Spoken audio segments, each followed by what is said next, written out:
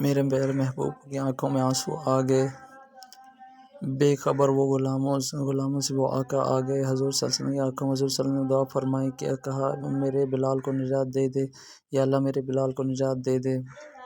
رسول پاک یہ کہہ کے گزر گئے، ایک کونے میں حرم شریف کے کونے میں بیٹھ گئے۔ رسول پاک رو رہے تھے۔ جناب صدیق اکبر نے کہا، حضور کیا ہوا؟ ابو بکر، سوچ رہا ہوں خدا اگر مجھے پیسے دے تو میں بلال کو خرید لوں، سوچ رہا ہوں۔ جناب ابو بکر گھر گئے، گھر جا کے حضرت عباس کو بھیجا، امیہ میرا مخالف ہے، مجھ سے وہ بات نہیں کرے گا، آپ جا کے کہیں بلال کو بیچ ڈالے۔ حضرت عباس نے جا کے کہا، بلال کو بیچ دو، قیمت بہت زیادہ ہے، 50 دینار کا میں نے خریدا ہے اور میں منافع لے کے بیچوں گا۔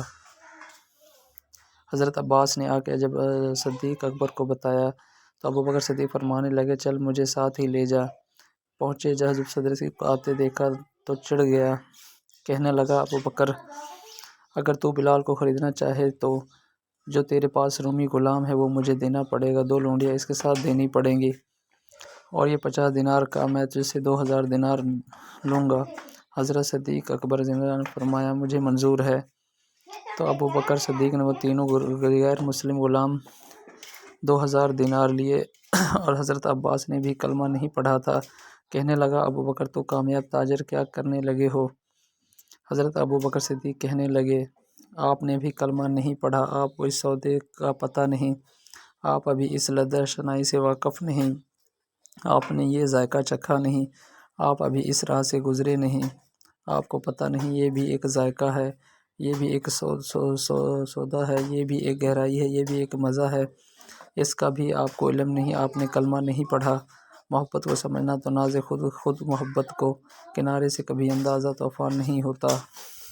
فرمایا، ابھی تو راہ گزر میں ہے، کہہ دے مقام سے گزر، ابھی ذرا آگے چلے گا نا جانب آپ کلمہ پڑھے گا تو آپ کو پتہ چلے گا۔ حضرت سیدنا بلال حبشی کو لینے کے لیے صدیق اکبر پہنچے، 2000 دینار 3 غلام پڑھے لکھے سمجھدار جب دیے نہ تو امیہ کلکلا کے ہنسا، کہنے لگا، ابو بکر بڑے گھاٹے کا سودا کیا تو، ابو بکر تو نے بڑے گھاٹے کا سودا کیا ہے، پڑھا لکھا مجھے دے کے جا رہا ہے اور یہ ان پڑھ تو لے کے جا رہا ہے، یہ خوبصورت رومی غلام دیکھے جا رہا ہے، اور یہ حبشی کالے رنگ کا تو لے کے جا رہا ہے، 50 دینار کا غلام 2000 دینار میں تو لے گیا، اتنے گھاٹے کا سودا، اتنی بڑی نادانی۔ جناب سید اکبر